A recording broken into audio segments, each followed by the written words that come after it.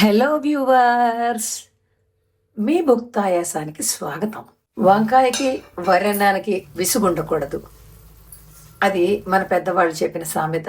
ఎన్ని రకాలుగా చేసినా, ఎన్నిసార్లు చేసినా వంకాయ కూరే. ఇవాళ వంకాయలతో మరొక వెరైటీ ఇన్స్టెంట్ వంకాయ కూర చేయబోతున్నాను. ఈ వంకాయ కూరకి చిన్ని వంకాయలు ఉంటే బాగుంటుంది.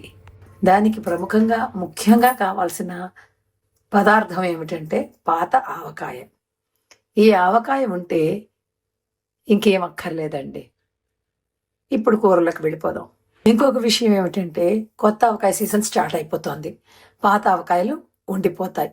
ఇప్పుడు ఆ పాత ఆవకాయలు సదుపయోగం చేద్దాం. ఎంత కావాలో అంత ఆవకాయ తీసుకోండి.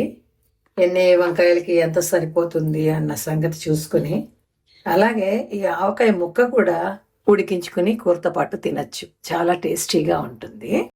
చిన్న గుత్తి వంకాయలు తీసుకుని నాట్లు పెట్టి ఈ ఆవకాయని స్టఫ్ చేసేయడమే.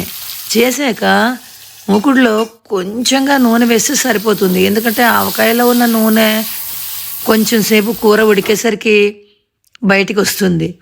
ఈ లోపుగా కొంచెంగా గిన్నె కడిగి నీళ్లు కూడా పోసుకోవచ్చు. ఆవకాయ గిన్నె కడిగి ఇష్టం ఉన్న వాళ్ళు ఆవకాయలో ఉన్న మామిడికాయ ముక్కని కూడా కూరలో వేసి ఉడికించుకోవచ్చు. ఆవకాయ ఆల్రెడీ పులుపు పట్టి ఉండడం వలన ఈ కూరకి ఆ పులుపు పట్టి చాలా రుచిగా ఉంటుంది. ఇది నేను వెల్లుల్లి ఆవకాయ తీసుకున్నానండి. చక్కగా వెల్లుల్లి ఫ్లేవర్ కూడా వస్తూ చాలా బాగుంటుంది.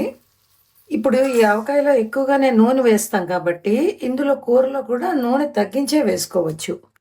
ఆవకాయలో ఉన్న ఉప్పు, కారం, పులుపు, చిన్న ఆవఘాటు ఇన్నీ కలిసి కూరని అద్భుతంగా చేశాయండి.